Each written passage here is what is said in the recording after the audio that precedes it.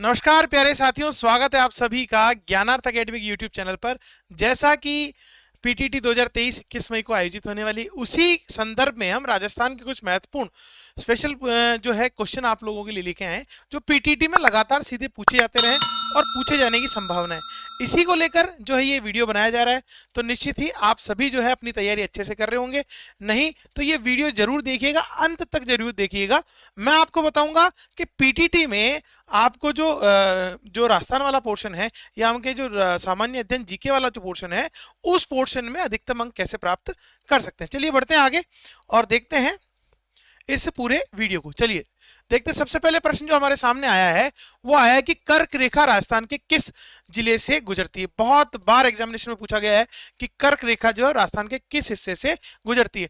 अच्छा, इस प्रश्न का आंसर जो है वो ऑप्शन से दिया जाता है। कई बार क्या होता है कि दो जिले हैं ऐसे जहां से कर्क रेखा गुजरती है, एक तो स्पष्ट रूप से दिखाई देता है और एक जो जिला है उसको छूती हुई निकलती है। इसका मतलब उसमें से गुजर तो रही है पर बहुत आंशिक रूप से गुजर रही है, परंतु उस जिले को हम उसमें काउंट करते हैं। तो ये जो समस्या है तो ये ऑप्शन से ही सोल्व हो सकती है। तो देखते हैं इसको। देखिए सबसे पहला आंसर क्या है इसका, जो दे रखा है वो है उदयपुर और बांसवाड़ा। तो इसमें जो उदयपुर है वो इसका सही आंसर नहीं है, तो ये ऑप्शन नहीं होगा। दूसरा है बांसवाड़ा और सिरोही। कई बार एग्जाम में दिक्कत होती है कि सिरोही में से गुजरती जबकि सिरोही में से गुजरती नहीं है, तो बांसवाड़ा से तो गुजरती है, सिरोही इसका गलत आंसर हो गया। ऐसे ही डूंगरपुर प्रतापगढ़, प्रतापगढ़ नजदीक जरूर है कर्क रेखा के, परंतु कर्क रेखा वहां से गुजरती नहीं, तो ये भी गलत आंसर हो गया। सही आंसर क्या है, बांसवाड़ा और डूंगरपुर हमारे ऐसे जिले हैं जहां से हमारी कर्क रेखा गुजर रही है। अब बात करते हैं हम लोग, अगर मैप में हम देखें तो ये देखिए, ये कर्क रेखा मैंने बनाई है 23.5 डिग्री उत्तरी अक्षांश जिसको हम बोलते हैं, 23.5 डिग्री उत्तरी अक्षांश जिसको हम बोलते हैं, नॉर्थ लेटीट्यूड जिसको हम बोलते हैं। वो जो कर्क रेखा ट्रॉपिक ऑफ कैंसर जिसे कहा जाता है वो गुजरती है डूंगरपुर से टच होते हुए और बांसवाड़ा के लगभग मध्य से, बिल्कुल मध्य से निकलती है कर्क रेखा। तो ये हमारा राजस्थान के मैप में आपको दिखाई देगा।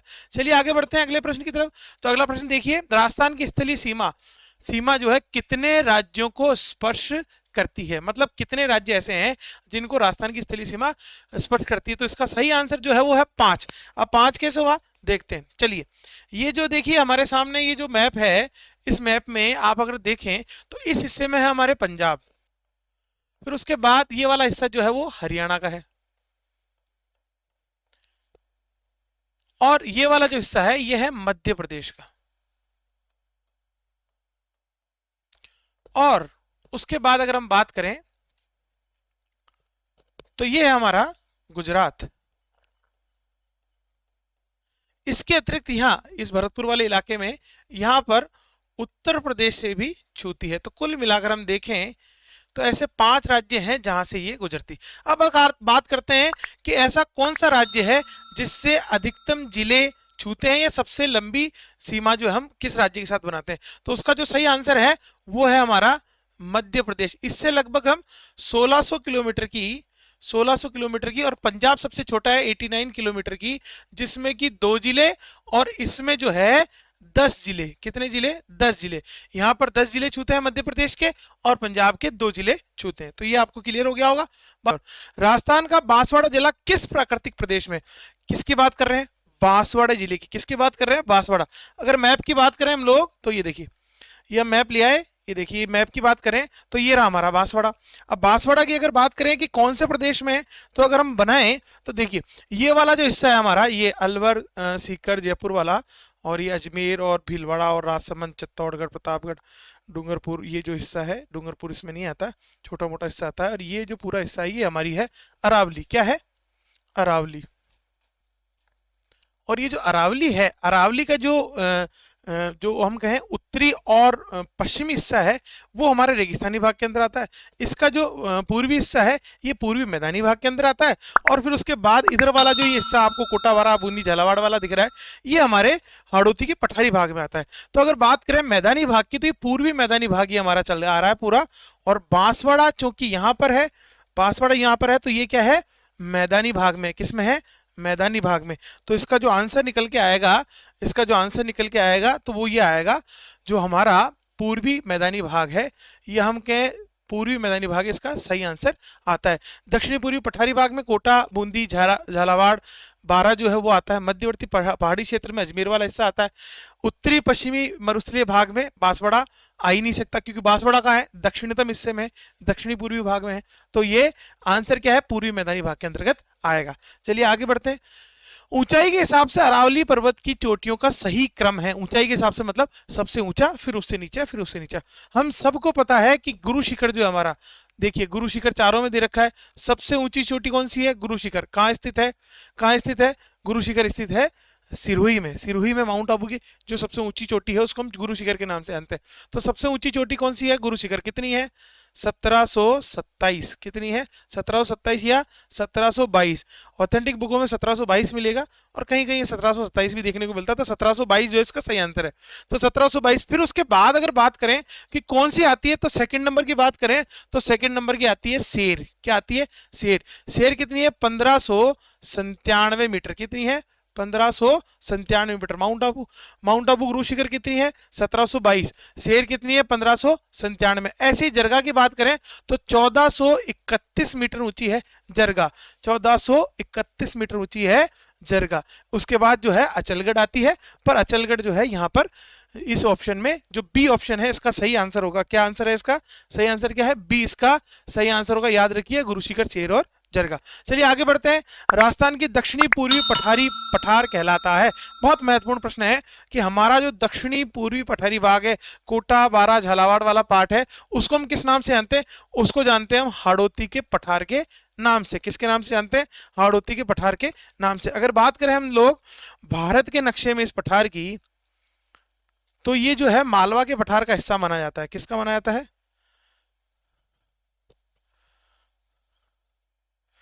अगर बात करें हम लोग इस हिस्से में,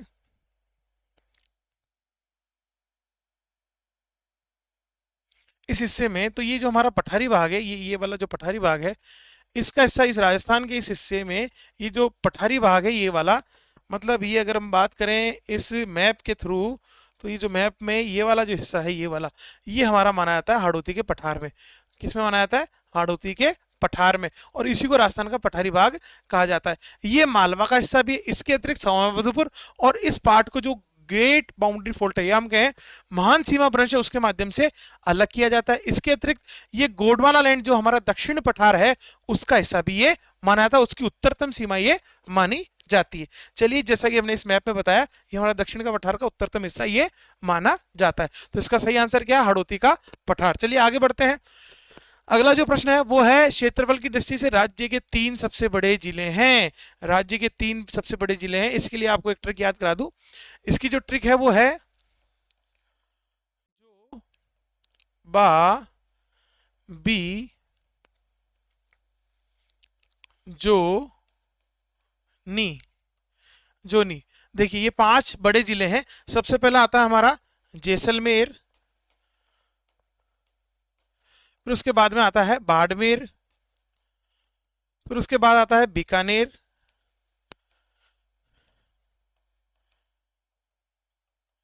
उसके बाद जो आता है हमारा आता है जोधपुर, और लास्ट में जो आता है हमारा नागौर।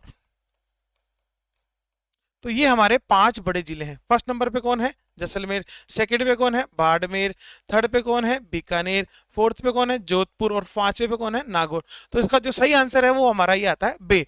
जैसलमेर, बाड़मेर और बीकानेर जो है इसका सही आंसर है 3 सबसे बड़े जिले। आगे बढ़ते हैं हम लोग। राजस्थान के किस क्षेत्र में विंध्यन पठार का विस्तार मिलता है? अभी मैंने आपको बताया कि दक्षिण के पठार का हिस्सा भी कहलाता है कौन हमारा? वो कहलाता है हमारा हाड़ौती का पठार। तो इसका जो सही आंसर है, देखिए हाड़ौती का पठार है कहाँ? राजस्थान में। इसको अगर मैप के माध्यम से समझे हम लोग तो कहाँ है मैप के माध्यम से? ये देखिए, ये रहा, ये हमारा राजस्थान रहा, ये उत्तर है, ये उत्तर है, ये दक्षिण है, ये हमारा पश्चिम है, और ये हमारा पूर्व है। ये हमारा पूर्व है। तो अगर बात करें इस वाले पार्ट की, तो ये हमारे दक्षिणी पूर्वी हिस्से में आता है। देखिए दक्षिण और पूर्व के बीच में, तो ये हमारे दक्षिणी पूर्वी हिस्से में आता है। तो इसका आंसर क्या होगा? दक्षिण पूर्व। विंध्यन पठार का भाग कौन सा कहलाता है? हमारे हाड़ौती का पठार। और हाड़ौती का पठार जो है वो दक्षिणी पूर्वी हिस्से में आता है। चलिए आगे बढ़ते हैं और देखते हैं अगले प्रश्न की ओर। थार के मरुस्थल का विस्तार किन राज्यों तक है? तो हम बात करें थार के मरुस्थल के, तो देखिए इन चारों ऑप्शनों में ये वाला ऑप्शन सही है, राजस्थान, गुजरात और पंजाब। केवल राजस्थान की बात करें तो केवल राजस्थान में नहीं है हमारा थार का रेगिस्तान, जो कच्छ का रण है या गुजरात के कुछ हिस्से हैं उसमें भी रेगिस्तानी भाग पाया जाता है, तो कुल मिला के गुजरात में भी होगा। इसके बाद बात करें पंजाब, जो हनुमानगढ़ गंगानगर से लगता हुआ इलाका है उसमें भी पाया जाता है। इसके अलावा एक कहीं कहीं किसी किसी किताब में हरियाणा भी लिखा हुआ है कि हरियाणा भी जो है वो थार के रेगिस्तान के अंतर्गत आता है, हालांकि इस ऑप्शन में नहीं है तो हम उसका आंसर नहीं लेंगे। अब बात करें अरावली की, तो अरावली जो है गुजरात, राजस्थान और दिल्ली में फैली हुई है, जैसा कि हमें इस ऑप्शन में दिख रहा है। तो ये इस प्रश्न का उत्तर जो है वो क्या होगा, थार के मरुस्थल, इसका प्रश्न का उत्तर होगा राजस्थान, गुजरात और पंजाब इसका सही आंसर है। और अगर अरावली पूछ ले तो राजस्थान, गुजरात और दिल्ली इसका सही आंसर हो जाता। बात करते हैं निम्न में से कौन सा जिला राजस्थान को स्पर्श करता है? राजस्थान को स्पर्श करने वाले जिलों की बात करें, राजस्थान को स्पर्श करने वाले जिलों की बात करें तो देखिए ये जो एमपी का झाबुआ जिला है, किसका? मध्य प्रदेश का जो झाबुआ जिला है ये करता है राजस्थान को स्पर्श, मतलब राजस्थान की सीमा को स्पर्श करता है झाबुआ जिला। बात करते हैं आगे, राजस्थान की सर्वाधिक लंबी सीमा किस राज्य से मिलती है? सबसे ज्यादा लंबी सीमा अभी हमने बात की थी, किससे मिलती है? मध्य प्रदेश। कितनी है? 1600 किलोमीटर। कितनी है? 1600 किलोमीटर सबसे ज्यादा मिलती है मध्य प्रदेश, सबसे कम मिलती है पंजाब से 89। बात करते हैं आगे अगले प्रश्न की कि राजस्थान में बीहड़ भूमि का सर्वाधिक विस्तार किस जिले में है? बीहड़ क्या होती है कि नदी द्वारा जो समतल क्षेत्र होता है उसमें अवनालिका, मतलब नालिकाओं के माध्यम से अपर्दन कर दिया जाता है, उसको हम बेडलैंड या बीहड़ कहते हैं। और ये नदी की अपरदनात्मक शिलाकृतियों में आती है। अपरदनात्मक मतलब नदी के पानी के द्वारा कटाव जो किया जाता है उसको कहते हैं। तो इसका जो सही हम बात करें आंसर जो है वो है हमारा कोटा। तो कोटा में मिलती है बीहड़। हम लोगों ने चंबल के डाकू सुने होंगे, बीहड़ क्षेत्र में रहने वाले, वो कहाँ रहते हैं? चंबल कहाँ रहती? कोटा। तो कोटा के अंदर बीहड़ क्षेत्र का विस्तार माना जाता है। आगे बात करते हैं ताल छापर और परिहारा। पहिहारा जो है वो कहाँ, रण क्षेत्र कहाँ स्थित है? तो देखिए गग्गर क्षेत्र, मतलब हनुमानगढ़ गंगानगर की बात हो रही है, यहाँ नहीं है। गोडबार यहाँ पर भी नहीं है। इसके बाद बात करें नागौर, नागौर में भी नहीं है। तो इसका जो सही आंसर क्या है वो है शेखावटी, मतलब चूरू में है हमारा ताल छापर, जहां काले मृग हिरण मिलते हैं। काले कृष्ण हिरण जो है वो यहाँ पाए जाते हैं शेखावटी, चूरू में, ताल छापर में। तो ये बड़ा फेमस प्रश्न है जो लगातार बहुत सारे एग्जामिनेशन में पूछा जाता रहा। बात करते हैं आगे, राजस्थान के दक्षिणतम व उत्तरतम छोर के मध्य के अक्षांशीय विस्तार, मतलब राजस्थान के दक्षिण और उत्तर का जो अक्षांशीय विस्तार है वो कितना है? तो अगर बात करें हम राजस्थान की, तो राजस्थान का जो दक्षिणतम हिस्सा है, या हम कहें उत्तरतम हिस्से की बात करें, तो इसका जो उत्तरतम हिस्सा है वो है 30 डिग्री और 12 मिनट। कितना है? 30 डिग्री 12 मिनट। और इसका जो दक्षिणतम हिस्सा है वो है हमारा 23 डिग्री 3 मिनट। जब इसको आंसर, इसको माइनस किया जाए, इसके जो उत्तरतम और इसके जो दक्षिणतम हिस्सा है उसको, तो जो आंसर निकल के आएगा वो आएगा 7 डिग्री और 9 मिनट। तो इसमें ऑप्शन जो है ये है 7 डिग्री और 9 मिनट। राजस्थान का जो अक्षांशीय विस्तार है उसमें जो अंतर है वो कितना है? 7 डिग्री 9 मिनट का। चलिए आगे बढ़ते हैं अगले प्रश्न की ओर। राजस्थान में कितने जिले राष्ट्रीय कृषि आयोग ने मरुस्थलीय जिलों में माना है? मतलब राजस्थान के ऐसे कितने जिले हैं जिनको मरुस्थलीय जिला घोषित किया गया है? तो वो कितने हैं? 12 जिले ऐसे हैं जिनको मरुस्थलीय जिला घोषित किया गया है। बात करते हैं आगे कि राजस्थान राज्य में राजस्थान की सबसे छोटी अंतर्राज्यीय सीमा किससे बनती है? हमने अभी बताया था मध्य प्रदेश से सबसे ज्यादा और पंजाब से सबसे कम। सबसे कम और सबसे अधिक। तो इसका सही आंसर क्या हो गया? इसका सही आंसर हो गया पंजाब से सर्वाधिक छोटी अंतर्राज्यीय सीमा बनाता है। अगले प्रश्न की बात करें तो राजस्थान राज्य की दक्षिणी पश्चिमी सीमा किस राज्य से मिलती है? मतलब ये बात कर रहा है राजस्थान के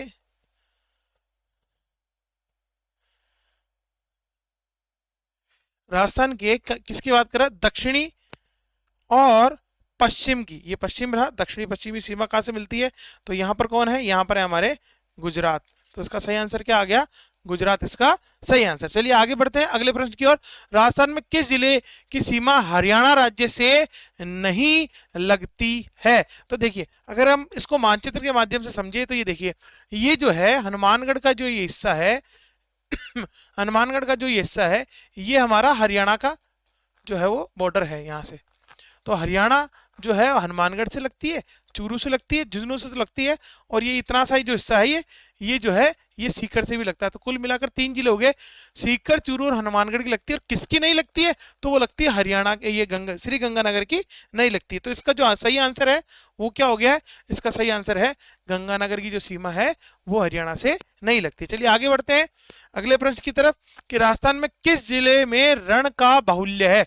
रण मतलब जो रेगिस्तानी भाग होता है उसका बाहुल्य है, तो वो है हमारे जैसलमेर में। कहां पर है? जैसलमेर में जो है वो रण का बाहुल्य क्षेत्र है। आगे बढ़ते हैं, थार मरुस्थल की उत्पत्ति सबसे प्रभावशाली कारण क्या है? देखिए, थार के मरुस्थल की जब उत्पत्ति की बात होती है तो अलग अलग जो भूगोलवेता है या अलग अलग जो वैज्ञानिक है उनके अलग अलग मत है।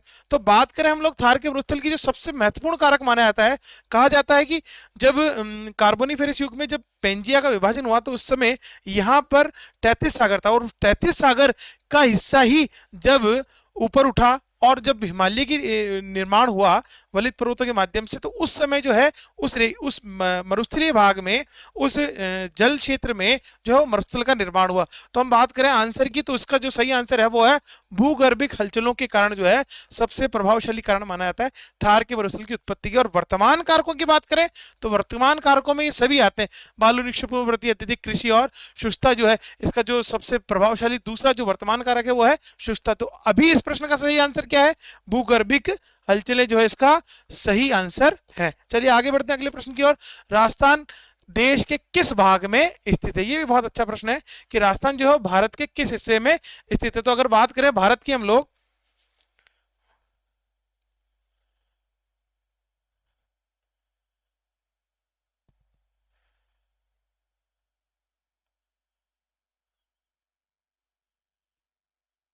तो बात करें भारत की, तो बात अगर करें भारत की तो ये है भारत का उत्तरी, ये है दक्षिणी, ये है पूर्वी और ये है पश्चिमी हिस्सा। तो राजस्थान जो है वो यहाँ स्थित है, तो हम कहेंगे कि राजस्थान जो है वो उत्तरी और पश्चिमी, उत्तरी और पश्चिमी। अगर यहाँ आंसर है उत्तरी पश्चिमी तो हम लिख सकते हैं उत्तरी पश्चिमी हिस्से में स्थित है। अगर बात करता गुजरात की, तो गुजरात केवल जो है वो पश्चिमी हिस्से में गुजरात है, यहाँ पर तो केवल पश्चिम में आता। तो हमारे यहाँ जो है वो है उत्तरी पश्चिमी, इसलिए भारतीय रेलवे का जो खंड है उसको हम उत्तरी पश्चिमी रेलवे के नाम से राजस्थान में जानते हैं। चलिए आगे बढ़ते हैं अगले प्रश्न की ओर। तो देखिए, अरावली पर्वतमाला में कौन सा भाग सर्वाधिक अंतराल विद्यमान है? इसका मतलब है कि ऐसा कौन सा क्षेत्र है अरावली का जिसके बीच में गैप आए थे? तो इसका जो सही आंसर है वो मध्यवर्ती, मध्यवर्ती मतलब अजमेर के आसपास वाला जो इलाका है उसमें जो है, अजमेर के आसपास वाले इलाके में जो है अरावली जो है वो गैप के माध्यम से, इसलिए इसको मध्यवर्ती अरावली जो है इसका सही आंसर हो गया। बात करते हैं कि जिस दिशा में अरावली पर्वत श्रेणियों की चौड़ाई व ऊंचाई, मतलब अरावली पर्वत श्रेणियां चौड़ी भी होती जाए और ऊंचाई बढ़ती जाए, तो वो कौन सा हिस्सा है? तो हम बात करें तो अरावली की अगर बात करें तो उत्तरी पूर्व से लेकर दक्षिणी पश्चिमी, पूर्व से पश्चिमी, दक्षिणी पूर्व से लेकर दक्षिणी पूर्व, उत्तर पूर्वी और पश्चिम से पूर्वी। तो इसका जो सही आंसर है वो हो जाएगा हमारा, अगर बात करें हम राजस्थान की, तो ये देखिए, तो ये जो हिस्सा है ये देखिए अरावली जो है वो यहाँ से इस तरफ जाती और यहाँ जो है वो बहुत पतली है और जाते जाते जाते अंतिम जो है इसका हिस्सा उसमें ये ऊंचाई भी बढ़ जाती है और इसकी चौड़ाई भी बढ़ जाती है। तो जो इसका सही आंसर वो होगा वो क्या होगा?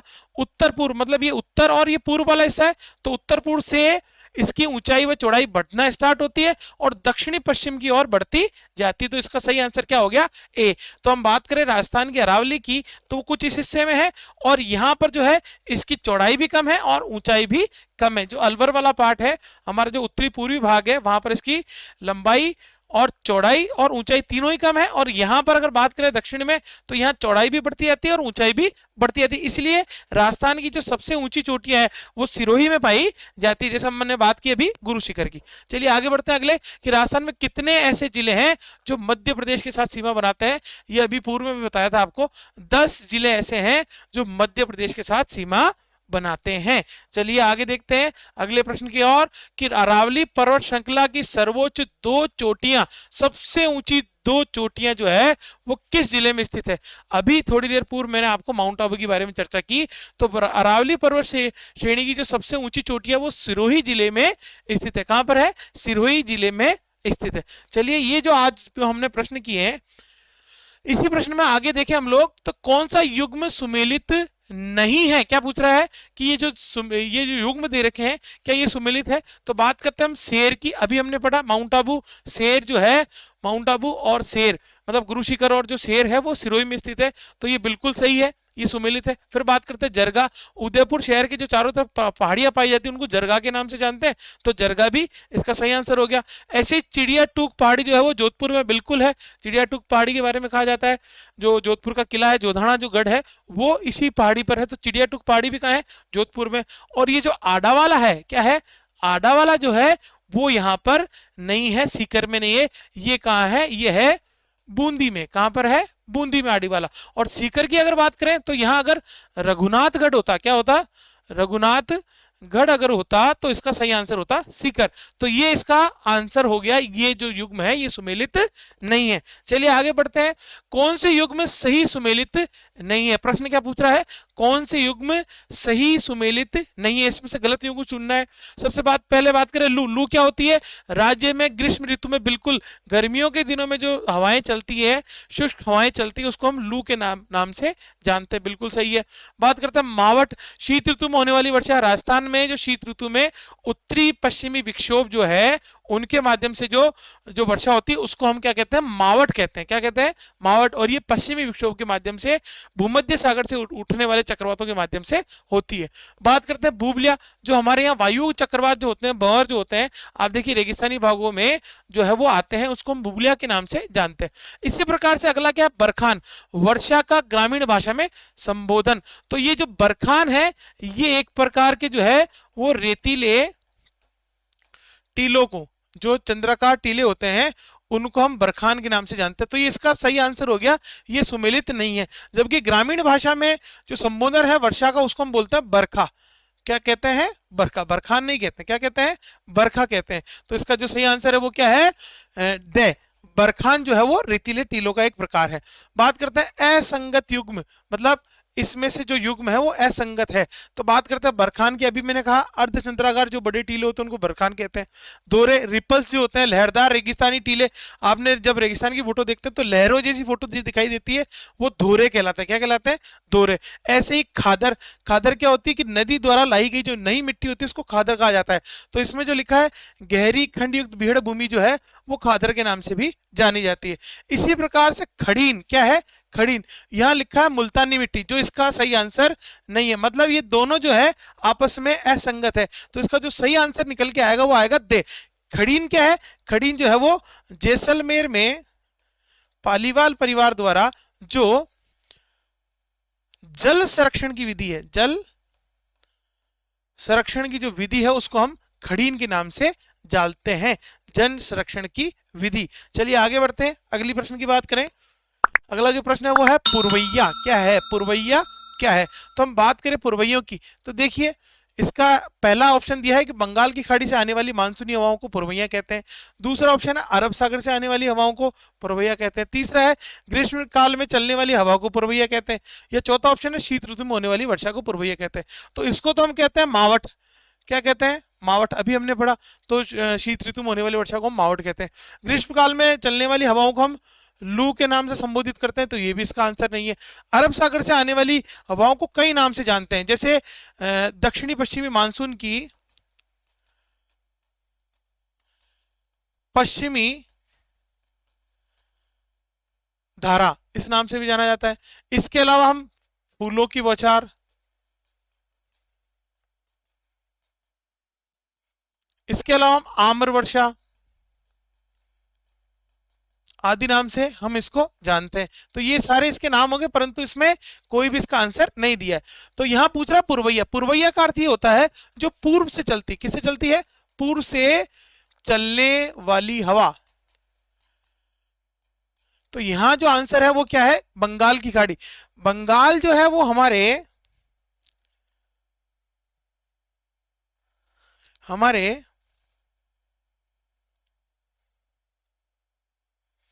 हमारे ये पूर्व के अंदर है, भारत के पूर्वी हिस्से में आता है। कौन, बंगाल पूर्वी हिस्से में आता है। तो पूर्वी बंगाल की खाड़ी से चलने वाली मानसूनी हवाएं, तो यहां से जो हवाएं चलती है उनको हम पूर्वइयों के नाम से जानते हैं।